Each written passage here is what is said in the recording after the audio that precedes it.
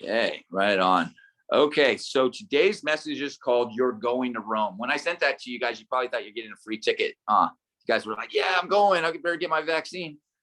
But anyway, so you're going to Rome. So today we're going to talk about the fact that God has a plan for all of our lives. There's not anyone on here that God doesn't have a plan, that God's surprised where you're at, or he's going, man, what am I going to do with, whoever? But God has a plan to take us from A to B. He wants to get us to the place in which he has called us. What's going on right there?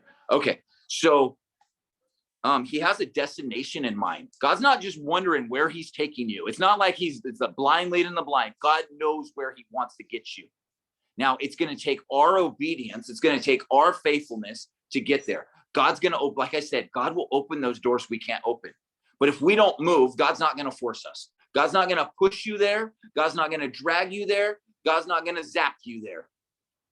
But God will bring you there if you give him something to work with. If you follow him there, he'll lead you there. Okay? So he's got a destination in mind. Last week, we talked about being intentional. Look, God is an intentional God. He's intentional. And as his children, he wants us to be like him, intentional. God doesn't do things on the fly. God doesn't just make it up on the moment. God is an intentional God. Look at creation.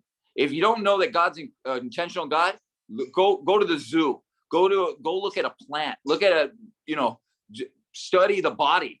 God is intentional about what he does. Look at the universe. I mean, it's crazy the detail that this God is capable of. And he's so detailed and intentional about what he's doing. So he has called us to be an intentional people. Sometimes God takes us the long way to where he's bringing us. Sometimes he takes us the long way. Not because he doesn't know where he's taking us, not because there's not a shorter route, but because we're not ready to get there. Because we're not ready. It doesn't have to do with him. It has to do with, sometimes we're praying for something and go, God, why didn't you give me a wife yet? Dude, because you ain't ready, fool. You barely can take care of yourself.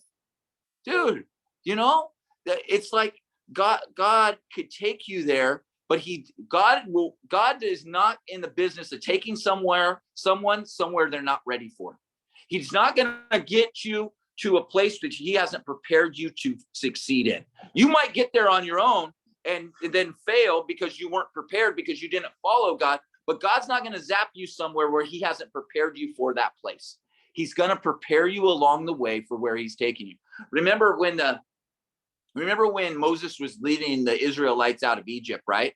So he's leading them out of Egypt, and it said that God could have took them a quicker way. It said he could have took them the way of the Philistines, but they weren't ready for it. Their hearts would have failed them because they were not men of war. So what did he have to do? He had to take them through the Red Sea. That even sounds crazier to me. But they had a shorter cut to the promised land. They had a easier way to get to the promised land, but they weren't ready to get there. They were not ready to get there. So God had to take them the long route. I need to send real quick. Somebody's asking me for the link, and I'm just going to send them the link real quick. Let's see. Sorry. Normally I could do this while I keep talking because it's on my computer, but I'm on my phone and it just distracts me. So, all right, there's the link. Boom, done. Okay, sent that in. So God could have took the Israelites right to the promised land. There was a direct shot to the promised land, but they weren't ready. They weren't ready, and he knew it would not do them any good service to bring them directly through the land of the Philistines. There was some working out they need to do in their hearts. And that's the same thing with us. A lot of times we're going, God, why hasn't this happened yet? God knows what he's doing. We can trust that God has a plan. We can trust that God knows better than we do and that he could get us there. Remember, oh yeah, we're going to talk about that. So it's a tough pill to swallow sometimes, guys, but sometimes we need to take a step back to take a step forward.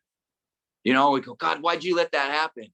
Why'd you let me make a disaster out of my life? Why did you let that come into my life? sometimes we have to take a step back to take a step forward. I don't know about you guys, but I know in my life, I had to be broken first. I had to take a huge step backwards and be humbled and be broken and be reminded that I needed God, that I needed Jesus in my life, that I needed his provision and his guidance. I had to take a step back before I could take a step forward. That's a tough pill to swallow. It's not, nobody wants to do that. And sometimes everything has to fall apart to get us to go where we're going. That's what I'm telling you guys with my story. You guys heard my testimony. I'm sure I'll give it again, but everything had to fall apart so that things could fall together, so that God could get me where he's taking me. And I'm not there yet. Not that I've arrived, but I press on towards the goal, towards the prize, towards the upward call of Christ Jesus, like Paul says in Philippians chapter 3, he says that. So sometimes everything has to fall apart in order to get us to where God's taken us. But thank God he's a miracle, that he's a miracle worker, that he's a way maker, that he's the God of the brokenhearted, that he doesn't see hopeless, that he breathes life, and that he is faithful. So even though things fall apart, we can stand on knowing who God is. Look, a lot of times we look to ourselves and we go, I'm not strong enough for this. You're right, you're not. But your God is. Your God is strong enough. It's not who we are, it's who he is. So yeah. So we need to really fasten ourselves to him. So God has a plan for our lives is what I'm trying to say here. So we're going to look at Philippians. We're just going to bring up a couple of verses to remind us of this. Philippians chapter 1, verse 6. It says, being confident of this very thing, that he who has begun a good work in you will complete it until the day of Jesus Christ. Look, the he is capitalized. So we know that's talking about God, where that's talking about Jesus. So it says, be confident of this very thing, that he who has started a good work in you will complete it until the day of Christ, of Jesus Christ. Well, that's easier said than done, right? That's easy to hear when you're not going through brokenness. When all hell is breaking loose, this is what we have to remember. Being confident of this very thing, that God who started that work in you is going to complete it. Man, sometimes it's so hard to see that when we're going through it, but it's the truth. We got to hold on to his promises, that he is faithful. We're going to look at Ephesians chapter 2, verse 10. Ephesians chapter 2, verse 10 says this. It says, for we are his workmanship, created in Christ Jesus for good works, which God prepared beforehand that we should walk in them. He has a plan for us. He prepared good works for you. You're not useless. God has something for us all to do. Sometimes we get in this poor me. I know I did. I'm like, God, what are you going to use me to do? I'm broken. God has something for you. Even where you're at in brokenness, God has something for you. It might be really small. It might feel small, but he who's faithful with a little, God promotes to more, right? Show yourself faithful with where he has you right now. So God does have a plan for our lives. And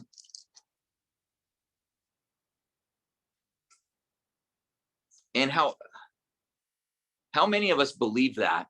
How many of us believe that God has a plan for our lives until it hits the fan, right? And then all of a sudden it's like, does he really have a plan for my, like, right? Like that's how we are as humans. It's like, I'm walking, everything's going good, and I've got my head up and I'm all tight, and I'm like, yeah, God's got a plan for me. Things are going good. I'm getting prayed in on Sunday. God's got a plan. And then the boat crashes, right? And the waves start tumbling in, and I'm on a life preserver, and I'm like, dude, God, what happened to the plan? God has a plan for us, if we could see it or not, right? Even if it doesn't look like what we think it should look like. Here's another verse for us. 2 Corinthians chapter 5, verse 7 says this. This is what we are to live by. For we walk by faith and not by sight. Doesn't matter what it looks like. God has a plan for us. We looked in those other two verses. It said God is faithful to complete what he started.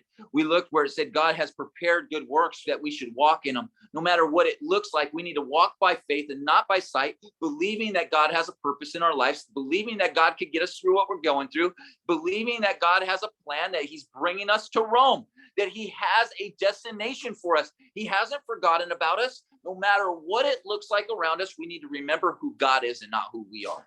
Because you know who I start focusing on? When I get in a panic, myself. I stop looking at God and I start looking at the natural. And that's when I forget the plan. That's when I get off course. That's when I end up in a wreck. That's when I end up in desperation because I'm not holding on to the one true King. And so, again, I want to remember when Moses was bringing the Israelites out of Egypt. Remember, so God didn't take them the way of the Philistines because they couldn't handle it yet, right? So he brings them down. They get stuck in between a rock and a hard place. They're on one side, they have the mountains and the Egyptians coming down, all these chariots. They're going to murder the Israelites and put them back into captivity. And in front of them is the ocean, is the Red Sea. They're standing in a place where they can't do anything. They don't have, there's nothing they can do. There's nothing they can do at this point. They're stuck. The only way out is God. What an awesome place to be. I know we hate being in that place, but what an awesome place to be when we're in a place where only God can move, where it takes us out of the equation, where we're stuck in a place where we go, there's nowhere for me to go but you. I have to let you move. And so what's God do? He parts the Red Sea. They walk on dry ground across the Red Sea. They close it up on the Egyptians. They get to the other side. I don't even know if it was an hour until they threw up their hands. They said, why did you bring us out here to kill us? Did you bring us out here to starve us? Man, we are so quick to forget God's plan. Doesn't have to look like what you think it's supposed to look like. God's got a plan. He's got a miracle for your life. And it's just amazing how quickly we forget. God makes all these ways, a way where there was no way. And we get to the other side and it doesn't look like we thought it looked or like we wanted to look. And then we go, God, where are you? You left me here.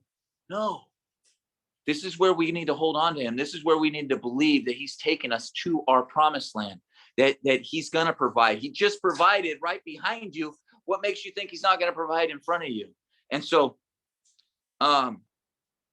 it's just crazy because I look at those Egyptians or the Israelites when they do that, I go, what a bunch of morons, right? What a bunch of idiots. But I do the same exact thing. It's so easy to judge somebody else, right? It's so easy to look at somebody else's life and go, man, that guy's jackwagon, right? But when it's really me, I'm the one who falls apart when it comes down on me. It's easy to look at somebody else and say, well, why didn't they do this? Why can't they do that? Dude, we're human beings, man. And it's hard to walk by faith and not by sight. But that's what he calls us to do. We need to walk by faith, knowing who he is. When you know who he is, it makes it a lot easier to walk by faith, right? Because you know he's good. You know the goodness of God. You know he's faithful. You know that he's intentional. You know that he has a plan. You know that he's not going to leave you or forsake you. Okay. So with all that said, I want to look at a man's life that God had a plan for. I want to look at a man's life that God had a calling on. And this man is the Apostle Paul, the life of the Apostle Paul. And I'm going to focus on one section of the Bible where it talks about a plan. And so God had a plan for him. And God was taking him somewhere. Where was God taking Paul? He was taking him to Rome. God had a destiny for Paul, and it was in Rome. His destiny was in Rome, and there was nothing going to stop him from getting there. As long as Paul obeyed, as long as Paul followed, he was going to get to Rome. God had a plan to get him to Rome. And so it didn't look like it. It looked like, if we think about Paul, right? So here he is, he's preaching the word of God. He's starting all these churches. He's doing all these great things. Then he starts getting stoned. He's getting beat. He's getting whipped. He's getting tortured. He's getting thrown in prison. He's getting all these different things, right? And then they shackle him up and they're taking him on trial. It seems like he's taking a step backwards. It seems like everything's falling apart. It seems like the plan is gone. I can imagine being Paul and sitting there in jail in prison going, God, this is the plan? This is plan A? Like, put me in jail to get me to Rome? Like, God didn't tell you how he was going to get you there. He just said he was going to get you there. He's not so concerned on the comfortability of getting you there. He's concerned on the heart of getting you there, on preparing you for where he's bringing you. Sometimes it hurts. Sometimes that preparation sucks. Anybody who works out knows that it is not real fun to work out and try to get built up. When you first start, it's not easy. And your muscles are sore the next day. You feel tear in those muscles. So God was bringing Paul somewhere, and I know if I was Paul, I'd be sitting in jail going, God, really? Like this, where are you? But Paul didn't question that because he knew who God was. We don't see Paul in the book of Acts questioning God, wondering where God's at. Even though all these crazy things are happening. That's what I love about Paul. You don't see him because Paul is walking by faith and not by sight, because he knows who God is. And he trusts him, that he's faithful to complete the work in which he started. Paul is holding on to those promises. And so Paul was called to go to Rome, and he had a date with destiny, and that's where he was going. So we're going to pick up the story in Acts 27. And I'm going to do it a little different this time because I want to give you guys a big scope. So what I'm going to do is I'm going to read a lot, actually. I'm going to read the whole chapter of 27. So just bear with me, of Acts. A background on this is just like I said, Paul's been starting churches. He's been going. Now the Jews have accused him of some stuff, and he's been arrested, and he has appealed to Caesar. So they have to take him to Rome. So he's shackled, and he's a prisoner, and he's on his way to Rome. Okay. And so they have left Jerusalem, and they have been getting in a boat, and they've been sailing up the coast. And I'll show you a map after I'm done reading this so we could see where Paul's journey's taking him. But so they've been sailing up the coast, and here they are. They're going on their way to Crete, and there's some storms and stuff. So what I'm going to do is I'm going to read Acts chapter 27, then we're going to go back and we're going to talk about it. Okay. And it says, and when it was decided that they should sail to Italy, they delivered Paul and some other prisoners to one named Julius, a centurion of Augusta regiment. So entering the ship of Adamarian, we put to sea, meaning to sail along the coast of Asia, Archias and Macedonia and Thessalonica was with us. And the next day we landed at Sidon.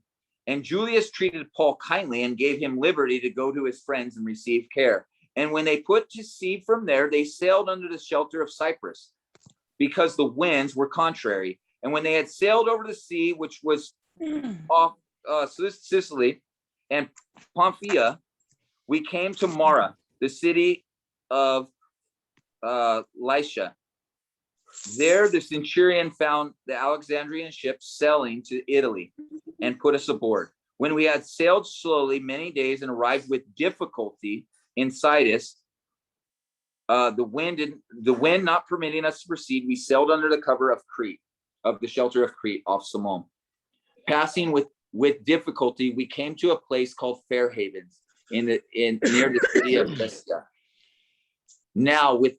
Now, when much time has been spent and sailing was dangerous because the fast was already over, Paul advised them, saying, men, I perceive that this voyage will end in disaster, with much loss, not only of cargo and ship, but also our lives. Nevertheless, the centurion was more persuaded by the heraldsman and the owner of the ship than the things spoken by Paul. And because the harbor was not suitable to winter in, the majority advised to set sail from there also, if by any means they could reach Phoenix, a harbor of Crete opening toward the southwest and northwest, in winter there. When the south wind blew softly, supposing that they had obtained their desire, putting out to sea, they sailed close to Crete. But not long after, a tempestuous headwind arose, called I don't know, whatever that is, Ecodonia, or whatever that is. So when the ship was caught, it could not head into the wind.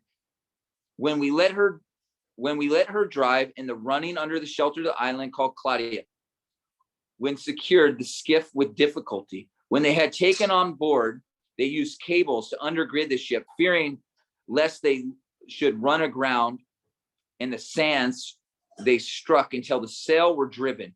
And because they were exceedingly tempest tossed, the next day they lightened the ship.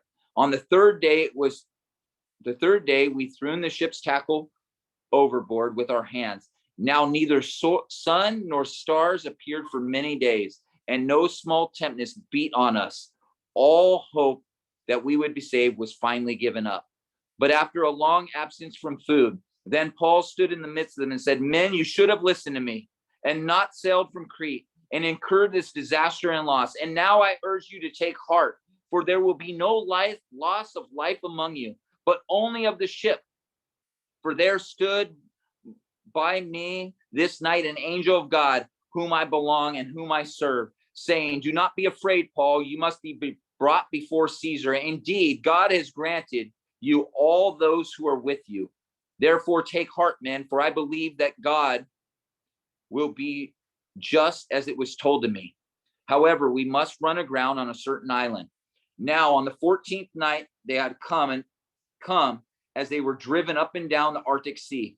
About midnight the sailors sensed that they were drawing near some land, and they took soundings and found it to be 20 furlongs. And then they had gone a little further, and they soundings again they took to be 15. So they're getting closer to shore. Then, fearing lest they should run aground on the rocks, they dropped their anchors in the stern, and they prayed for day to come. And as the sailors were seeking to escape from the ship, they had let down the skiff into the sea under the pretense of putting the anchors from the prow. Paul said to the centurion soldiers, "Unless these men stay with the ship, you cannot be saved." The soldiers cut the ropes of the skiff and let it fall off. And as day was about to dawn, Paul implored them all to take food, saying, "Today is the 14th day you have waited and continue without food and eaten nothing. Therefore, I urge you to take nourishment, for this is for your survival, since not a hair will fall from your head of any of you." And when they had said these things, he took bread and gave thanks to God in the presence of all of them. And when he had broken it, he began to eat. And they were all encouraged and also took food for themselves. And in all were 276 persons on the ship. So when they had eaten enough, they lightened the ship and threw the wheat into the sea. When it was day, they did not recognize the land, but observed the bay with the beach, into which they planned to run the ship if possible.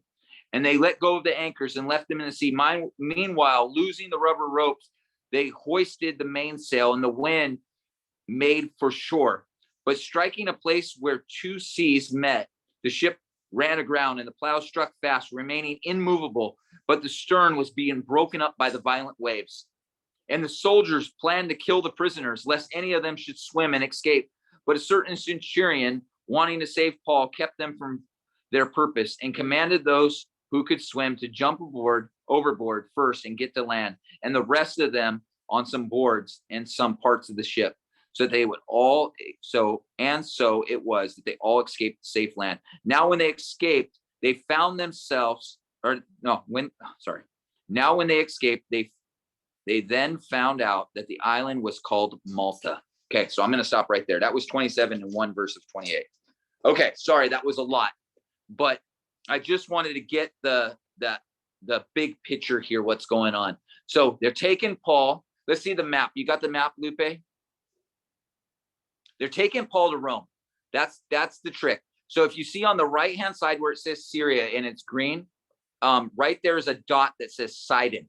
That's where they were sailing from, right? So they sail out of there, they sail to Myra, then they sail over to Crete, and they're going around the backside of Crete to block themselves from the wind. And they get over there to Fair Havens. You can see it right there where there's two dots next to each other on that island of Crete. And that's where Paul told them they should stay. But see how far they wanted to go? They wanted to go that next little dot called Phoenix. That's where they were trying to go. That doesn't seem like that far, right? Paul says, no, we shouldn't leave. We should stay here. And all they're trying to do is make it to Phoenix right there. It doesn't seem that far away. It seems like, now we can make that pretty easy. But look at where Malta is. If you follow those arrows all the way to the right, over there, right below Sicily, there's Malta. How the heck did they try to get to Phoenix? Right there, it looks like it's just barely just an inch away, like you could walk there. And they end up all the way over there in Malta. Isn't that crazy? That happens to us, right? When we go against what God's telling us. Isn't that sometimes what happens in our lives, where we think, well, I could cheat this one little thing. I can just go away. I could get out of his covering just for a second. I can make it by myself to this place. And next thing you know, you're landed on Malta. You were just trying to get to Phoenix up the road, and here you are in Malta. So anyway, we'll come back to this map later. So here we are in Acts 27. And so they're trying to get there. And so I'm going to break down a little bit of this as we talk about it.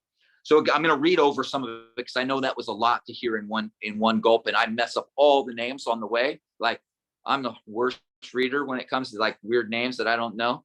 So no big deal. Sorry. But let's see, where am I at? Okay. Acts 27, verse 1 through 8. So as we look through 1 through 8, they were just trying, 1 through 8 is they had made it some distance, right? As we looked at that map, they had made it some distance. As we look here, they were leaving, they got Paul in the boat, they got this ship, they put to sea, they were sailing along the coast of Asia. They went up there where I pointed out they were Sidon, and then they went off to Cyprus, and they were doing all these things. They went to Myra and all these places. And so they had made, and it was hard to get there. They stayed along the shore because there was some storms, because it was unfavorable right now when they were sailing. It wasn't easy. So it wasn't easy to get to where they got. That's the point I want to make. And some of us are partially on our trip to Rome right now, and it has not been easy for us to get to this point. It hasn't been easy to get here, but they got to a certain point. So they had been through some difficulty. They've been through some storms. They've been through some tests. They have been tried, and they made it. They made it a little bit of the way already. They have been doing pretty good through these storms. And they get to this place, and I'm going to move on to Acts 27, verses 9 through 12. And I'm going to read this 9 through 12. It says, now they're on the island of Crete. They have landed in Crete in Fair Havens. That's where they're at. And it says, now when much time has been spent and sailing was dangerous. So they had stayed in Fair Havens for a while. It says now much time has been spent. The feast was over. The fast was over. So they had a fast. There was some stuff going on, and they had been in Fair Havens for a minute. They've been chilling for a second, right? They got to where they were going, and they had been chilling. They were kicking back in one spot. They had made it. They had arrived. They got comfortable where they were at, and they started to chill. They were in a safe place, and they stayed there, right? And it says they spent much time, and sailing was dangerous now because the fast was already over. So now at this point where they're at, it's better just to stay. They're trying to get to Rome, but at this point it's dangerous to leave. They're not ready to go yet. The way is not prepared yet, but they're anxious to get there. They want to get to Rome. And so Paul stood up and he advised them. He said, men, I perceive that this voyage will end in disaster and much loss, not only of the cargo and of the ship, but also our lives. Nevertheless, the centurion was more persuaded by the helmsman and the owner of the ship than by the things spoken by Paul, because the harbor was not suitable to winter in. And the majority advised to set sail from there, if by any means they could reach Phoenix, a harbor of Crete opening up towards the southwest. They just wanted to go to Phoenix. It seemed harmless, right? So first thing I'm noticing in this is Paul gave them wise counsel. Paul gave them wise counsel, but they didn't want to hear it. It's not what they wanted to hear. How many of us get wise counsel sometimes, but it's not what we want to hear, so we don't listen to it, right? You ask the person, you go to the pastor and you say, Pastor, what should I do with this situation in my life? And they go, well, you should do this, this, and this. And then you go home and you're like, dude, I don't want to do that. I don't think that pastor knows what he's talking about, right? How many of us have done that? And it always, you guess how that always ends? It ends on Malta.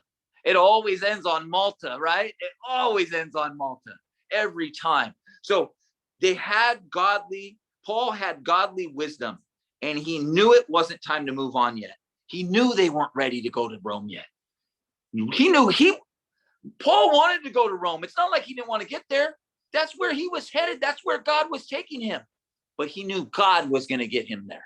So he advised them. They didn't listen to his wise counsel. Why didn't they listen to his wise counsel? This is the key right here. We look in verse 12. It says, because the harbor was not suitable for winter. They didn't listen because it wasn't suitable. Now, at first, when I thought that, I thought, what does it mean not suitable? That will their ship get beat up by waves and they're going to die if they stay in the harbor? Well, I looked up the word in the Greek because I'm like, well, what are they talking about not suitable? So when I looked up the word in the Greek, that word means not convenient. It wasn't convenient to stay there. It wasn't that it was dangerous. It's that they didn't want to be there. That's why they didn't want to stay. That's why they didn't listen to the godly counsel, because they didn't want to be where they were at. So instead of staying where they at, they took off for Phoenix. They thought, it's just harmless. I can go. How many of us are like that when we're trying to get off of drugs? Well, I could, one beer won't hurt me, right? I just want to go to Phoenix. How many of us are like that when we're waiting for a spouse, right? Well, she's not everything that I'm asking God for, and she don't go to church, and she drinks and smokes, and she uses the F word every other word, but maybe she could be the one. Dude, we start settling because we're not comfortable with where we're at, right? We don't want to stay in the harbor that's not convenient. So instead of listening to wise counsel, we sail off for Phoenix, and it always ends up that we end up in Malta. So it was inconvenient to stay. They weren't happy with where they were. And you know what? I'm looking at this, and I look at my own life and our lives as a body.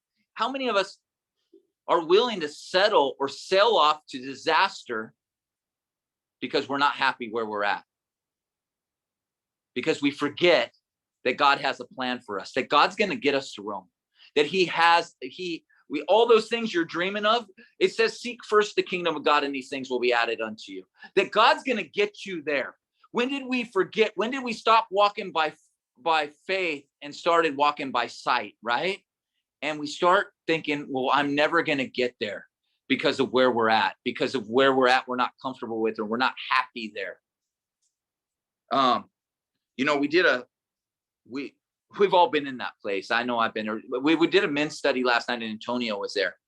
And I love Antonio. That guy has the greatest insight. I get how certain people will just get you, like some people don't get Antonio. They go, yeah, that guy's nuts. But I love him. Like when Antonio talks, it makes sense to my brain. And here's what he said. He goes, no matter where you're at in life, wherever you're at, God has some boundaries for you, right? He's got you in an area, and there's boundaries. And the boundaries might not be, like, we all want what's on the other side of the boundary, right? You give me a little yard, and I'm like first you got me stuck in the house, and you go, okay, now you can go out to the yard. And the yard's like, an acre or whatever. And I'm like running around, and I'm a kid, and I'm having a good time. Well, next thing you know, I'm like peeking outside the fence, and I'm like, oh, I want to go out there. All I wanted to do was go outside. Can I just go outside?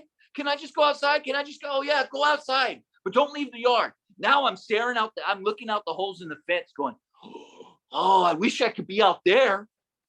Instead of enjoying what's inside the boundaries of where I'm at right now. Instead of exploring the amazing things God has for me within the boundaries of where he has me in this moment. We need to be in the moment. We need to be where we're at. God has something for us right here, no matter if it's uncomfortable, no matter if it's unfavorable, no matter if it's not convenient. There's some cool stuff in this area. In this area of boundaries, there's some awesome things for us. And that is amazing. What they needed to do was hunker down for the winter, even though it was uncomfortable. They needed to hunker down. There's some of us in life right now that need to hunker down. We need to hunker down and get through this winter. It might be unfavorable where you're at, but God's taking you to Rome. He's got a plan for you. Hunker down. There might be some cool stuff in that harbor, actually, if you stop looking to Rome and you start looking at the harbor and try to find some joy in where you're at, there might be some pretty cool stuff right where you are. There might be some pretty cool stuff right inside the boundaries of where God has you right now. But instead, they sailed off for disaster. I watch people do this time and time again. I've done this time and time again, where you're not happy where you're at, so you go. People, they quit a job without a new one, right? Oh, I hate my job, I quit. But they got no job lined up after that. I mean, dude, hunker down for a second, right? Hunker down. You can't quit a job without another job. That's just that don't make sense to me. That doesn't make sense. Okay. They jump into a relationship because they're lonely, but they know it's not the right relationship, right? How many of us have done that? I've done that all my life. And it always ends up on Malta. It always ends up in disaster. It always ends up in the ship breaking apart.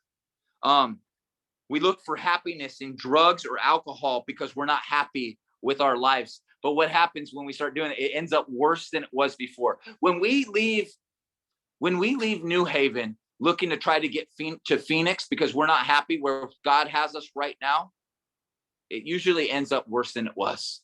We usually end up in a spot where we wish we could go back to New Haven, where we wish we would have never left Crete, where we would have just hunkered down for the winter, right? Isn't that how it is sometimes with us? Is that we can't see past our own hands, our own nose, and it's like I can't get out of my own way sometimes.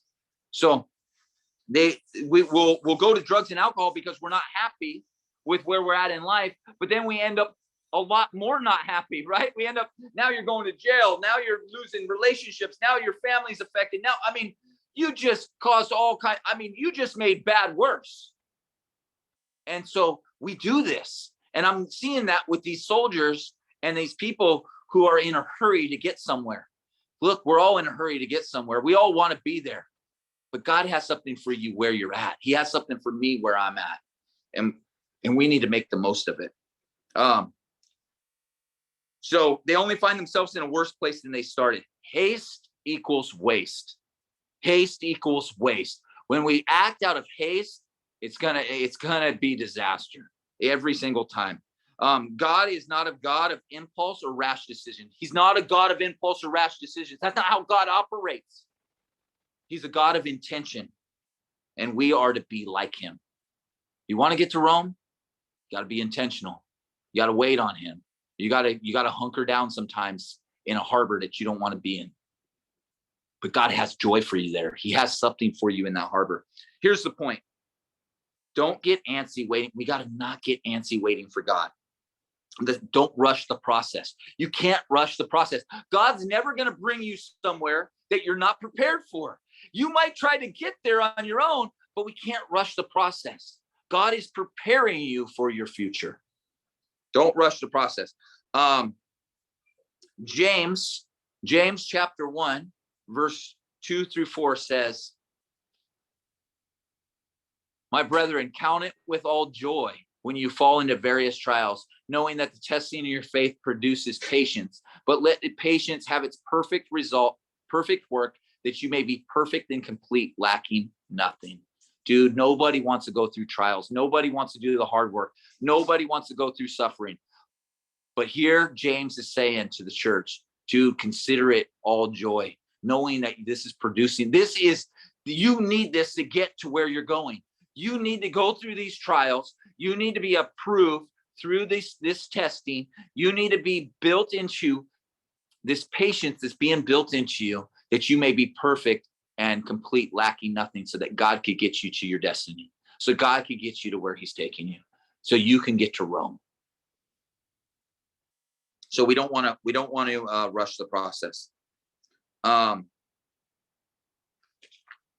remember when I was 18, well, I was 17 actually, when I dropped out of high school, and I moved up to Washington, and I was sobering up. That's what I moved up there to sober up. To me, sober was just smoking weed and drinking alcohol. That was sober enough.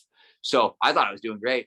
But so I moved up to Washington State, and I'm living there, and I get a job, and I had no friends up there. All the guys who worked there, they were all in their 20s. They were going to the bar. They'd sneak me in the bar and stuff. So I made friends with these guys, but it was different. I didn't have my friends from my hometown. I was in an alien place. You know, I was in a foreign land. I mean, Washington State is beautiful, guys. I lived in Spokane, Washington. It's like 30 minutes from Canada and like 15 minutes from Idaho. It's an amazing, beautiful place. But I didn't have the things I thought I needed when I was there, right? I lived in this place and I couldn't see past what I didn't have. I wasn't able to enjoy Washington State because I didn't have my friends there with me. That I'm 17 years old, right? And so my friends are everything when I leave. I didn't have the group of guys, and I had friends, I had things, but I couldn't enjoy myself because I couldn't see past what I didn't have. You know, sometimes I get focused. I feel like this is Bill's story of his life. Sometimes I get so focused on what I don't have instead of just enjoying what I do, instead of enjoying what's inside those boundaries, instead of enjoying that moment that I'm in, having faith that I'm going to get there someday, having faith that God's plan for me is good, that those things are going to be added on to me. But I didn't enjoy Washington State like I could have. I did enjoy it a little bit. There were some cool things. I went fishing. I did some cool stuff. But I could have enjoyed it way more. But I didn't. I squandered some of that. I wasted that time. I had to be there anyway. I was there for a year. I had to be there anyway. But I couldn't get out of my own head thinking about what I didn't have and what I wanted instead of just enjoying where I was at. Dude, that sucks. Like I never get that time back. Instead, I was miserable and hating my life when I could have been finding some joy somewhere in that trial, in that what God was producing in me in that moment. So look, in Acts, I want to just kind of sum up the rest of Acts here. So they leave. We know here where they left. They didn't want to winter there, so they left. And then what happens? They didn't even make it right up the road, right, to Phoenix, where they were trying to go. They get blown off course. They end up all the way over there. The boat falls apart. They end up in Malta. They weren't happy with where they were, but they weren't ready to leave. It wasn't time to leave yet. And they didn't listen to the voice of God. And they ended up shipwrecked on an island called Malta. Story of my life, baby. Story of my life. Really, I'm telling you, that's a story. Not anymore, but that's been the story of Bill's past life. Bill lives a new life. Now I hear the word of God. Now I'm listening to the voice. Now I'm following. I've learned from my past mistake. It only took me 40 years, guys. Look how smart I am, right? But seriously, story of my life. Not happy where I'm at. I sail off to somewhere that's worse. And I end up in Malta. I end up broken apart on an island called Malta. And not only do I not get what I went after, but I end up in shipwreck and losing what I had, right? Not only did I not get what I wanted, I lost everything I had on top of it. That sucks. That sucks. But it's not over because God has a plan and I'm going to Rome. I'm going to Rome, guys. You guys are going to Rome. God's got a Rome for you. When God created us, he had a Rome in mind. He had a destiny in mind for us. And if we allow him to, if we will tether ourselves and partner ourselves with him, he'll get us there. Where's Malta, you ask? You want to know where Malta is? It's the shortcut in between where you're at and where you're going. That's where Malta is. It's in the middle of the shortcut on your way that ends up being a long cut. Have you ever tried to take a shortcut that ended up being a long cut? Don't you hate that? You're like, oh yeah, this GPS doesn't know what it's talking about. I'm going to take a shortcut, not only to run into an accident where you're sitting in traffic for an hour, right? And you're like, dude, that shortcut didn't work out. That's where Malta's at. Malta's the shortcut in the middle of in between where you're going or where you're at and where you're going. It's a place you didn't know you would be. It's the place you landed when you left before you should have. When you didn't wait on God and tried to do it yourself. That's where Malta's at. But don't lose heart on Malta. Don't lose heart on Malta. God has something for us in Malta. If you end up on Malta, maybe you're on Malta right now. Maybe that's where you're going, Bill. You know what? I don't know about. I wish I was in Crete. I'm in Malta right now. God's got something for you in Malta. He's got something for you in Malta. Here's the good news about Malta. I want to give you the good news. Even though you might have ended up in Malta, you're still going to Rome. There's still a path from Malta to Rome. Paul ended up in Malta, and he still ended up in Rome. Okay? There's still a path from Malta. It's not over yet. Even though you might find yourself on Malta, there's still a path to Rome. God can still get you to Rome. Don't give up because you're on Malta. Don't quit now because you're not where you want to be. Yeah, now you're in a worse place than you were before. But don't give up now.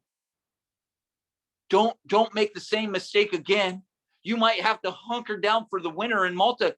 They had to stay in Malta for a while. Their boat was broken. They gonna just leave? I mean, I guess they could have tried to swim, but that would have ended up worse than Malta. So if you find yourself on Malta, it might be time to rebuild on Malta. Malta is a rebuilding spot. It's a time to reassess and reset course to Rome. It's a place to make some adjustments and to get prepared, because the journey's not over. Just because you ended up there doesn't mean that you're going to stay there. God's got a plan for you. If you're still breathing, there's still hope for Rome. There's still a chance for your destiny. Then I end with this story. I want to end with a story about Winston Churchill. At the outbreak of World War I in 1914, Churchill was serving as the First Lord of the Admiralty. In 1915, he helped orchestrate the disastrous Dardanelles naval campaign. And he was also involved in planning the military landings in Giannopoli, both of which saw great losses. So in World War I, Churchill had this. He was First Lord. He had some position. He had some power. He was in charge of doing some things. He had been called to these things, and he's doing these things. And he had some huge failures. He went after these things, and he failed miserably, huge losses. Following the failure of these campaigns, Churchill was demoted and resigned from the government. He became an officer in the army and served on the Western Front until 1916. Dude, he had huge failures in his life. Disaster. Here he thought he was in his calling. He thought he was going where he was supposed to, his destiny, and failure hits. Let's fast forward 24 years. 24 years later, Winston Churchill became Britain's prime minister. On May 10th, 1940, as he was later to write, this is a quote from him. He says, "I felt that all my past life had been but a preparation for this hour, for this trial. On this very day that Churchill fulfilled his life's ambition, Germany that morning had invaded France, Belgium, the Netherlands, and Luxembourg." He said, I love what he said. He says, "I feel like my whole past life, every failure, every trial, every hurt, every pain, every heartbreak, everything I ever happened to me in my life was preparation for this moment, for destiny, that God knew he was bringing me somewhere, and he allowed me to go through all that pain to get me here. This is where I was supposed to be. I've made it to my Rome." All that preparation to get me here, it prepared him for that moment. Churchill will forever be remembered as a hero for his victories in World War II. You guys might have not even known that he had any play in World War I and all those failures, because we don't remember him for his failures. We remember him for his victories. God's not there. God in heaven is not going to remember you for your failures. They're going to remember you for the victory if you could get off Malta and get to Rome. If you can follow God and follow Jesus and that calling he has on your life and get up and get through the trials in which are set before you today, he's preparing you for Rome. We'll be remembered by those victories. God has victory for us. So how amazing is that? Look, this is the point. He didn't let all of the trials and failures destroy him or make him quit, but he allowed those things to prepare him for the ultimate victory. Isn't that what God's calling us to do with all the trials, all the hurt, all the pain, everything we've been through? To not let those things break us, but let those things make us? Isn't that what we talk about? Isn't that what the Bible teaches us? That God is preparing us for something. The ultimate victory. God is doing the same thing in us. So don't give up. Don't quit fighting, guys. Wherever you're at, I know you guys are going through some stuff. Don't quit fighting. Don't give up now. You might be on Malta right now, but you're going to Rome. Don't stop now. You've come too far. Malta might not be the place where you want to be, but it's still on the way. It still has a path to Rome. So that's the message. I hope that encouraged you. I don't know where you guys are at today. I don't know what you're going through, but I hope you got some encouragement out of that. I feel like God's speaking to me through that. And I have a question for us that I just want to put out there as I open up the mic. What's something in your life that you need to be intentional about waiting on God for this year? What's something in your life where you're feeling antsy, where you're feeling like you might want to sail to Phoenix when it's not time yet, when it's time to just hunker down? What's an area in your life that you need to be intentional about waiting for God to lead you there this year? Yeah, anybody? I guess I always like to answer first because I don't want to just put you guys on the spot. So I've been wanting to move for a long time. I get uncomfortable in my place. It's small, and many times I've almost like just pulled the trigger and just like got out of there. Like, oh, I'm out of here. Like, I can afford a better place, right? I can afford to be comfortable. But I do feel like God has me there for a reason. I do feel like I'm there for a reason. I don't feel like it's forever. I feel like it's New Haven. I feel like that this is my place where I'm to hunker down during the winter, right? And so often I feel like, all these options come up and I'm like, oh man, anyway, I feel like that's where God's telling me, wait on me. I really do. I feel like he's saying, I got somewhere for you to move, but just wait, hunker down. You've waited this long. Don't get antsy and jump in the boat and sail for Phoenix and end up somewhere you don't want to be. And so, not that that's like a huge decision, but it is, because you move to the wrong spot. You end up where God's not taking you, and it could change a lot of things in your life, right? So that's somewhere where I want to be intentional personally about waiting on God for where he wants to bring me. I know Elena went through that, where she wanted to move and she intentionally waited until she got the place, and now she's got the perfect place. And how awesome is that? Because I remember talking to her, she's like, I think I'm just going to wait. She really wanted to leave. I'm telling you, I talked to her. Her heart's desire was to get out of where she was and move. But she's like, I just don't feel like it's time. And she waited on God. And so that's what I want to do. I want to wait on God and let him move in my life. So that's where I'm at. Anybody want to answer that question or comment on the message or anything you guys want to say? I want to open up the mic for you.